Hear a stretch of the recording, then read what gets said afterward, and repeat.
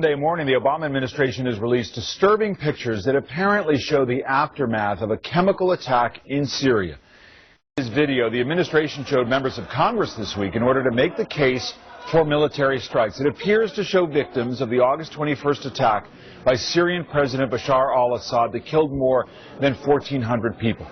Joining me now, the President's Chief of Staff, Denis McDonough. Welcome back to Meet the Press. Thanks for having me, David. You have made the statements that these pictures, among other evidence, makes the case to Congress and the American people, and yet Congress doesn't appear to be with you when it comes to military strikes. Why not?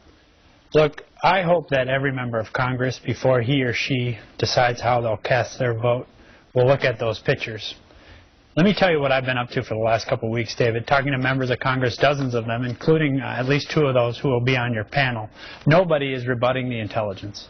Nobody doubts the intelligence. That means that everybody believes that Bashar al-Assad used chemical weapons against his own people to the tune that you just said of killing nearly 1,500 on August 21st.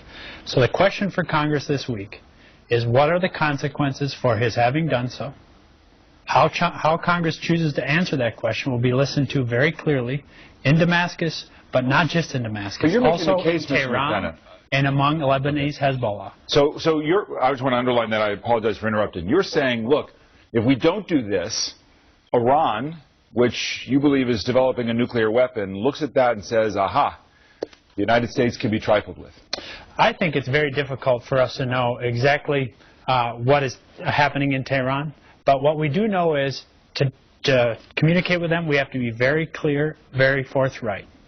This is an opportunity to be both with the Iranians, to make sure that they understand that they do not have greater freedom of action, they do not have greater operating space to pursue a nuclear weapon, which would destabilize that entire region, threaten our friends and allies, and ultimately threaten us. Is this more about Iran than it is Syria? This is about a series of important things. In the first instance, almost 100 years old now, a prohibition against the use of chemical weapons. Why does that matter? Well, it matters for the reason that you started the show with, but it also matters for another reason. Our troops have not been subjected to chemical weapons attacks since World War I. Imagine, it was the weapon of the day in World War I, but because of our work and the work of our partners, it has now been prohibited, except in few instances. And we have to make sure that, for the sake of our guys, our men and women on the front lines, that we reinforce this prohibition. You know, I'm hearing